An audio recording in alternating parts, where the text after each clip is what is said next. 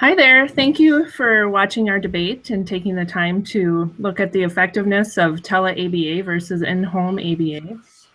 We are going to present information regarding the development, implementation, and evaluation from both sides. In addition, we're going to consider some ethical concerns as well as sharing some real-life examples.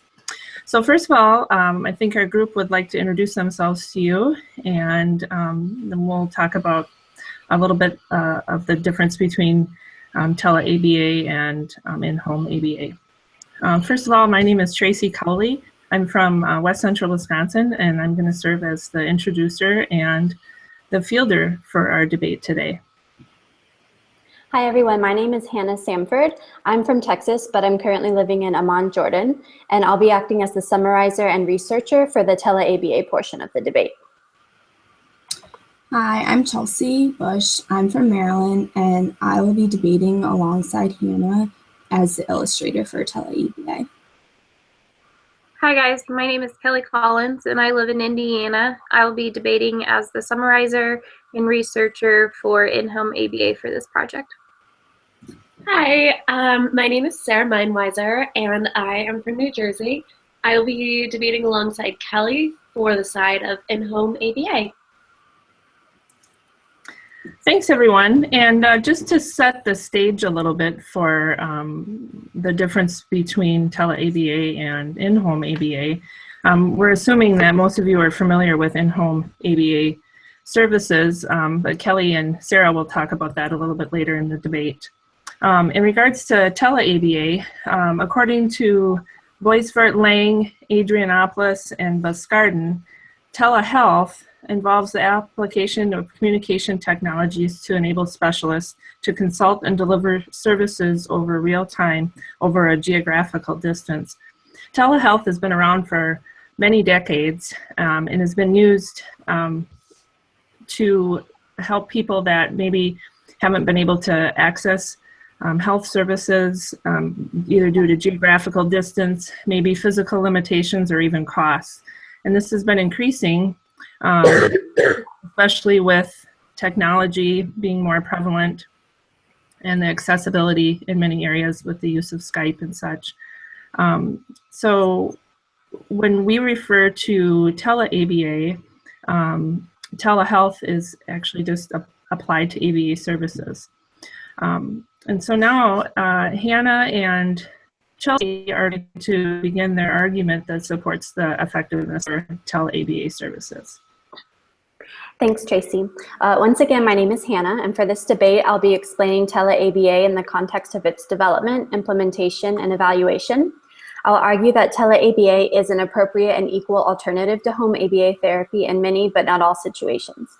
Controversy surrounding Tele-ABA often arises because of its relatively recent use in ABA practice, its reliance on technology, and the fact that it inherently has less of a hands-on approach than home ABA therapy does. However, in the appropriate context, these issues are actually advantages to many individuals and situations. I will begin by discussing the development and background of Tele-ABA. With an increasing number of individuals being diagnosed with ASD, the need for specialists such as BCBAs has risen as well. The World Health Organization noted that there is a major lack of these specialists, especially in rural areas, and that there is also a large discrepancy in the number of BCBAs depending on the state. Because of these shortages, treatment for individuals with ASD is often designed and implemented by people who lack the appropriate training. Additionally, it is an unfortunate fact that ABA therapy is expensive and thus is not an optimal solution for everyone, according to Boisvert and colleagues from a 2010 article. Chelsea will illustrate this point now. Lindrig et al. 2016 compared 3 different models of delivery of FM and FCT. The 3 models were in-home ABA therapy, clinic-based telehealth, and home-based telehealth services. There were no statistic or clinical significant differences in the outcomes between the 3 models.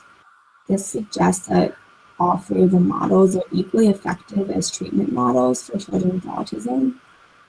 From this point, the study then focused on the cost of each service delivery model. Logically, if all 3 models produce similar behavioral results, the costs should then be compared. In order to help visualize the cost differences, there's a bar graph to go along with the data presented. The three cost components the study focused on were staff costs and facility costs and family costs. The numbers here are the relative expenses, so therefore it will fluctuate the actual cost per client per case per situation. Weekly, the family costs for Tele-ABA are slightly more than the in-home ABA, but the staff costs are significantly lower for Tele-ABA than in-home therapy.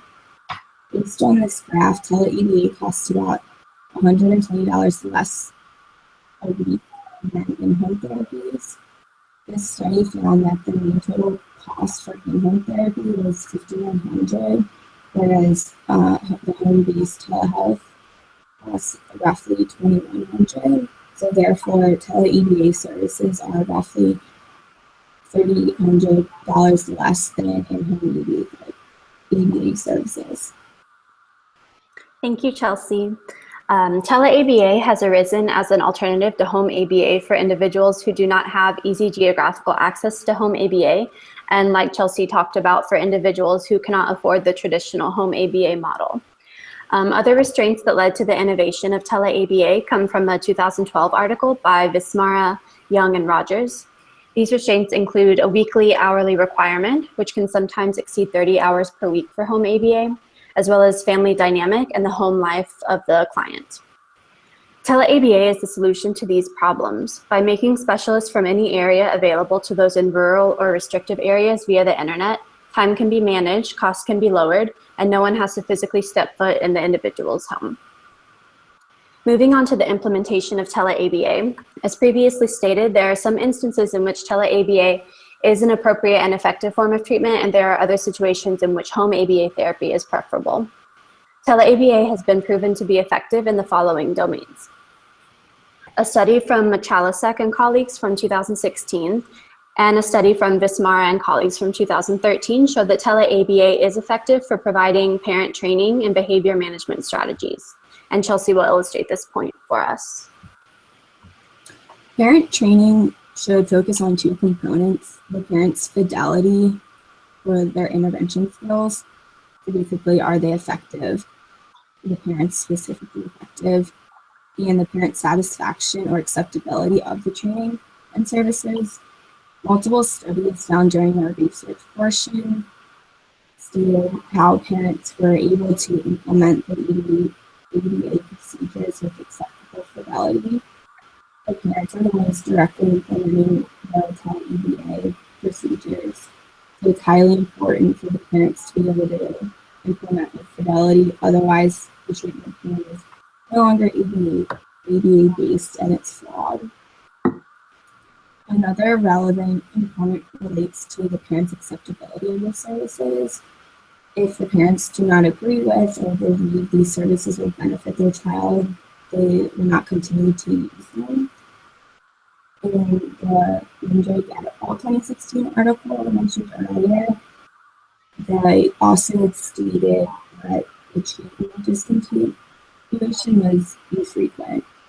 So this could be accounted to parents feeling confident in using the skills learned during parent training, which means that they felt it was easy to navigate and access whatever online platform they were using for training. And they also felt confident in their ability to address the needs of their children. These points are all stated and are further discussed in the Vismara et al. 2013 article here previously mentioned. Thanks, Chelsea. Wacker and colleagues found in 2013 that Tele-ABA can be used to teach functional communication training to children. In 2012, Vismara and colleagues found that it can also be used to teach language skills. Tele-ABA is used for implementing functional analysis procedures, which was studied by Barreto, Wacker, Hardingley, and Berg in 2006. In all of these instances, Tele-ABA is implemented using a two-way audio-visual teleconferencing system, such as Skype, Google Hangout, FaceTime, or other similar systems. Desktop computers, laptop computers, tablets, and even smartphones can be used as long as they allow both parties to hear and see each other. In addition, reliable internet must be available. Michalasek and his colleagues found in 2016 that even in rural areas, at least in the United States, internet access is not typically a problem. Chelsea will give us some more information on internet access in the US. Since telehealth services are internet and computer-based, families receiving these services obviously need to have access to the internet and a computer in their home. A main argument against Tele-ABA would be that not all households have access to internet or a personal computer. There are households who don't have either, but the lack of internet or computer is not nearly as high as would be expected. And like right now, each person watching this is using their computer that's connected to the internet. Therefore, we would all be able to receive or give Tele-ABA services. And so the most recent US census with data related to the computer and internet use in the United States is from 2013. Sorry. The census found that 83.3% of households had computer ownership and 74.4% of households had internet use for access. Rural areas are the regions most likely to benefit from Tele-ABA services, but they're also the areas that might have the limited internet access. However, based on the 2013 US Census, 76.5% of the households in non-metropolitan areas had a computer, and 64.8% of those households also had internet access. So these numbers are high enough that the Tele-ABA services could still be provided to these rural or non-metropolitan areas. Thank you, Chelsea. Moving on to the hourly requirements for Tele-ABA therapy.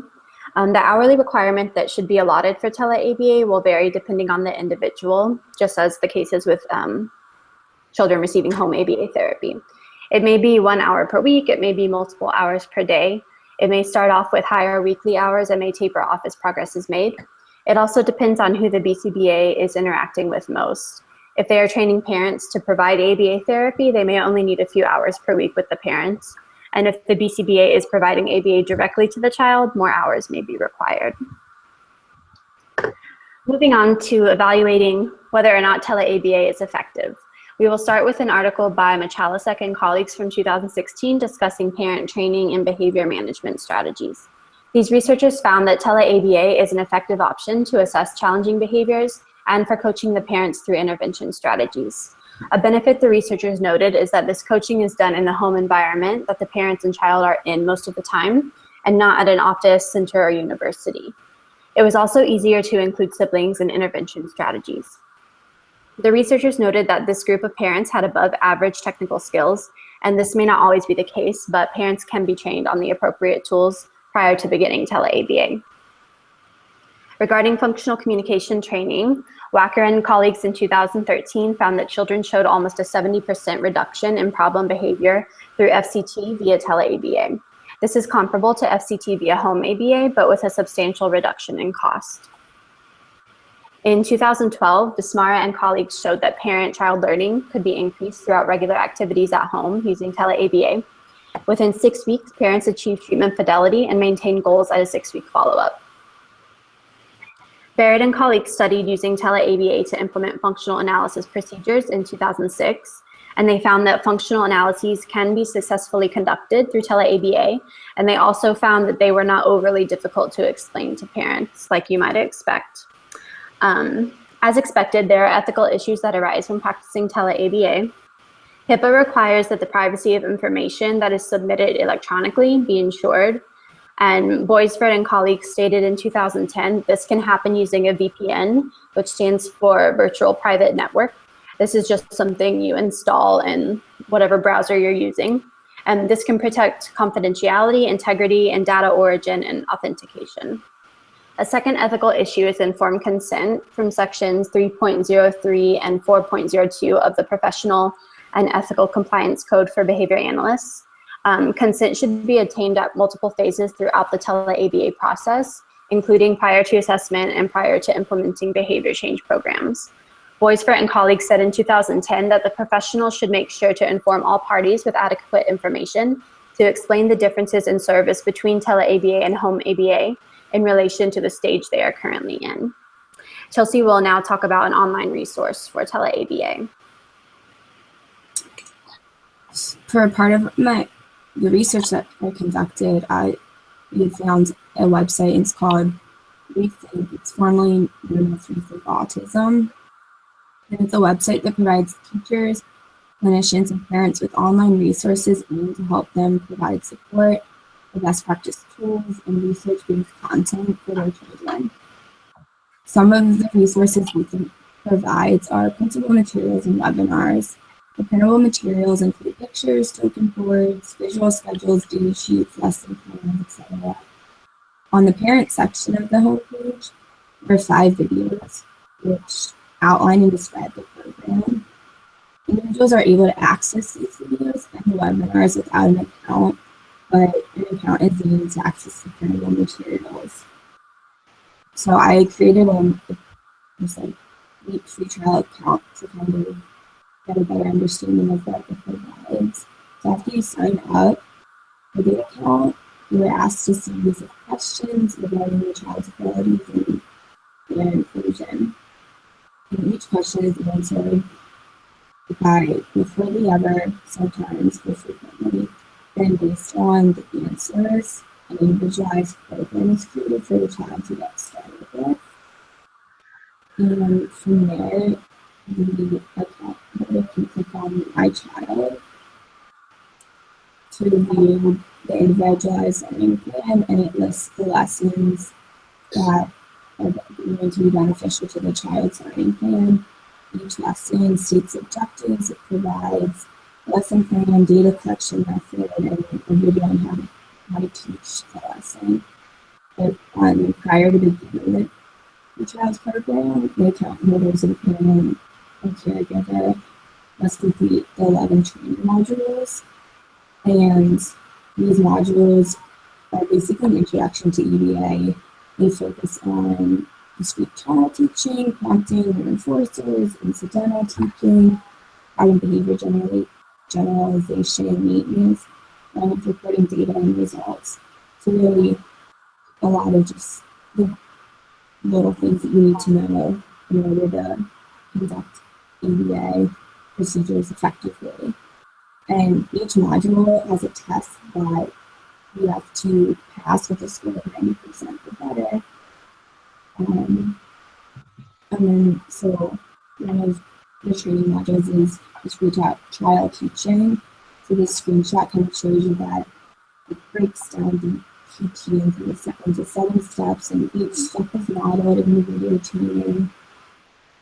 And so then once upon completing the training modules, the parent, teacher, caregiver, whoever is implementing the EBA service will be more familiar with the concepts and practices.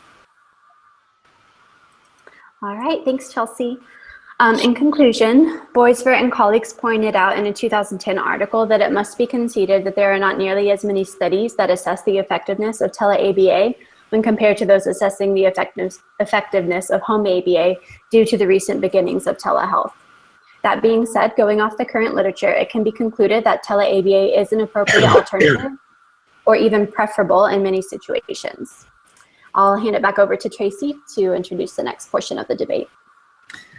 Thank you, Hannah and Chelsea, for your information and perspectives on this area. And so now I'd like to turn it over to Kelly and Sarah. They're going to present information on the effectiveness for best practice on in-home ABA services. Like Tracy said, my name is Kelly, and I will be arguing for the use of in-home ABA as an effective and best practice of conducting therapy for those diagnosed with autism spectrum disorder. Home ABA allows for professionals to work in the home with the family in the settings that the child encounters daily. Professionals can be present with the family to help in situations that arise and easily assist in the moment. And I, again, am Sarah Meinweiser. I will be furthering the discussion on in-home ABA therapy and discussing real-life situations in which the only appropriate means for providing ABA therapy is in person. As stated in the Schriebman and colleagues article from 2015, ABA is the science of understanding how changes in the environment affect human behavior. With this in mind, going into the home to implement services in the natural environment makes the most sense. A study done by Seuss and colleagues in 2014 compared functional communication training implemented with on-site training and training implemented via Tele-ABA. On-site coaching was shown to reduce problem behavior by 90%. That's a large number. With this type of training, positive behaviors such as manding and task completion increased. While the results of the implementation of Tele-ABA in the article also demonstrated a reduction in problem behavior, there are some opportunities that may be missed using this approach. In-home ABA is conducted by a trained professional and supervised by a BCBA. The therapist is proficient in data collection as well as how to run sessions that will set the client up for the most success, as well as providing training to parents or individuals who may be running the sessions. For clients with severe behaviors such as SIB, which stands for self-injurious behavior or aggression, having a therapist providing in-home services or training to parents to provide those services would be in the best interest of the client. A trained ABA therapist is able to provide physical assistance to clients in cases where severe behaviors are occurring. Benefits of having an on-site behavioral analyst were represented in an article by Wacker and colleagues in 2013. It was stated that having an on-site behavior analyst allows for the parent to be coached in the moment on techniques such as prompting, correcting, and praising the parent while the parent conducts the procedures. This is important because it provides immediate opportunities to show parents or model for parents how to increase MANs and other skills that may be missed during video recording and observing. In-home ABA therapy allows for errorless teaching and prompting. Skills will be acquired faster when the learner is not allowed to make mistakes. Learners with autism do not readily learn from their mistakes, so this is very important that they're being taught errorlessly. A therapist must be present in order to provide errorless teaching, as graduated guidance in the form of physical prompts is often needed. It is important for children with autism spectrum disorder to generalize skills across different settings, people, and situations. Schriebman and colleagues in 2015 reported that naturalistic approaches have been found to decrease prompt dependence and increase generalization and more. By having a therapist in the home, it would increase teaching moments in daily activities that the child and parents encounter, such as meal times, bath time, going on outings, like going to the store, to a park, or anywhere else. Conducting therapy in these different settings is more naturalistic and could provide greater benefits for both the child and the parent. In-home ABA therapy allows for the client to learn in the community, not just within the walls of their home. Bringing a device for Tele-ABA into the community could be stigmatizing for the client, whereas going into the community with a therapist allows for more discreet teaching. In addition, having a therapist physically available during community teaching ensures the safety of a client. Different techniques can all be used when teaching in the home, such as parent training, incidental teaching, pivotal response training, and discrete trial training. According to Weiss and Del Molino in 2006, they state the level of parent involvement was a factor for the increases in skills the child obtained. With this in mind and realizing the importance of parental involvement, conducting ABA therapy in the home would allow the easiest method of involving both the child and the parent in the process. In-home ABA allows for the best opportunity for the parent to learn in the moment. Looking at ethical compliance codes for behavior analysis, code 4.03, individualized change program, comes to mind. Bailey and Birch state the behavior analyst must tailor behavior change programs to unique behaviors, environmental variables, assessment results, and the goals of each child. Being in the home setting with the parents and child and other family members in the house allows the easiest view for what those environmental variables and factors are that would allow for the best personalization of the program for the client. While Tele-ABA may be an appropriate method for some circumstances, it is not the best method. Conducting services in the home setting allows for the most natural intervention to help teach parents appropriate techniques and how to generalize those techniques to all settings of their daily lives. It provides the best opportunity for the child to learn in all facets of their daily lives with those individuals they encounter daily, such as siblings or other family members. Routines can change, and they do daily. As all of us know, being able to adapt and change in the moment allows us to be the most effective teacher for our students. Daily living, like I said before, doesn't always happen within the four walls of the home, and it may occur where teletherapy is unable to reach. A therapist who provides teaching and coaching in person is able to travel with the family to all areas of their daily life, making in-home ABA therapy not only the most effective method, but also the most functional approach. Thank you for presenting both sides to those issues. And now I just have a few questions that I think are common ones in looking at the effectiveness of both sides. The first one is, I think there's a consensus in parental involvement in both the telehealth ABA service and also the in-home ABA service. Will you discuss how each method supports and addresses this? Sure. So for the in-home ABA, parental involvement is absolutely essential in effective intervention. Parents, in many cases, are going to be maintaining the programming and handling everyday situations with their child more than anyone else. Having them involved and well-trained is crucial to the success and the outcome of their child's programming. For Tele-ABA, parental involvement is a huge component. Oftentimes, the BCBA designing the Tele-ABA program has more involvement with the parents than with the child. At the very least, parents are trained in maintenance and generalization goals for their child, and often parents are trained on specific ABA techniques in order to implement, take data on, and evaluate the programming designed by the BCBA to teach new skills. Parents are typically more involved with Tele-ABA than with the in-home ABA. Thank you for that. Another question that came up was how to deal with unforeseen circumstances. I think we dealt a little bit with this in our debate, and looking at the differences between maybe some technological difficulties or also some maybe weather difficulties or other unforeseen things that happen in in-home ABA. How does each side deal with that or address with those unforeseen circumstances that might come up? Unforeseen circumstances surrounding Tele-ABA mostly include the loss of internet. This could be due to short power outages or a natural disaster. Hopefully, depending on the severity of the situation, Tele-ABA services would just be delayed a little. In the event of a serious issue, phone calls could be used instead of the internet to at least touch base and discuss any major issues. Inclement weather does not directly affect Tele-ABA unless there is a power outage.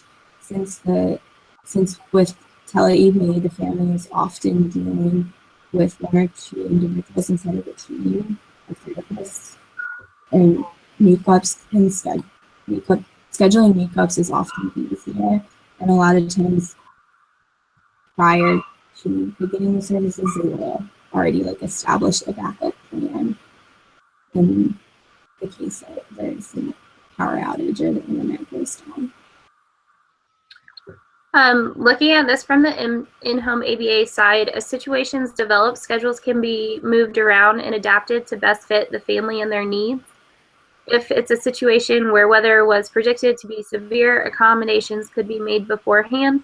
Therapists can provide training to parents in another setting or even make arrangements to stay close by so that they're able to get to the client without driving in unsafe conditions. An example where it'd be easier for in-home ABA would be if there were damage from an event such as a tornado where power may be out for an extended period of time, which would cause more problems for Tele-ABA. With in-home ABA, the location could be changed to a community setting if there was damage to the client's home or no power at the client's home. This could easily be changed to adapt.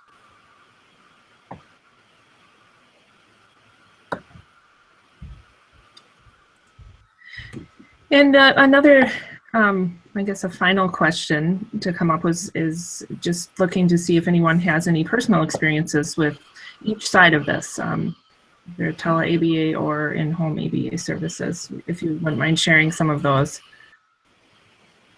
Sure. While I've never been involved with a strict Tele-ABA program with little to no in-person contact with the family, I do act as the ABA therapist to a client in Jordan while our BCBA supervisor is in the States.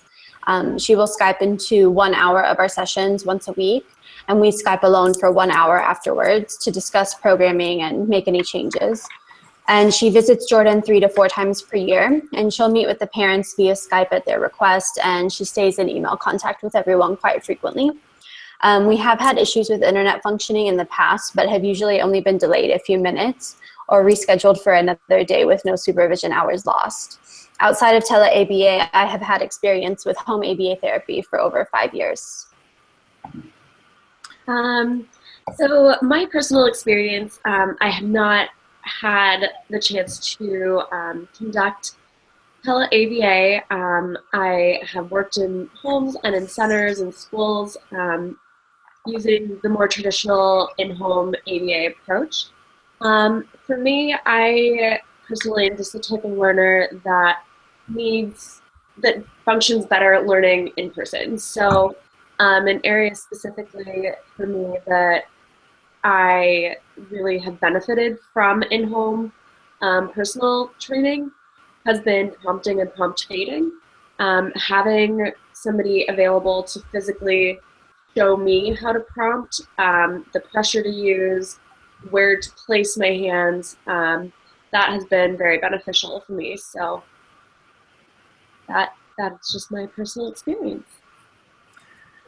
Thank you for sharing. I too have some personal experience with, especially the in-home ABA treatment. I've been in this field for over 20 years, and when we first started, I remember in 1995, we had a weekend workshop where the behavior therapist would come and train us on what we were supposed to do, and then left us to implement the intervention with the child. And then we would, at that point, probably was considered some sort of telehealth service where we would videotape ourselves and send our tapes to her on VHS tapes for her to critique and then send back to us. It wasn't the most efficient form of communication, but at least give her some real-time footage to give us some feedback.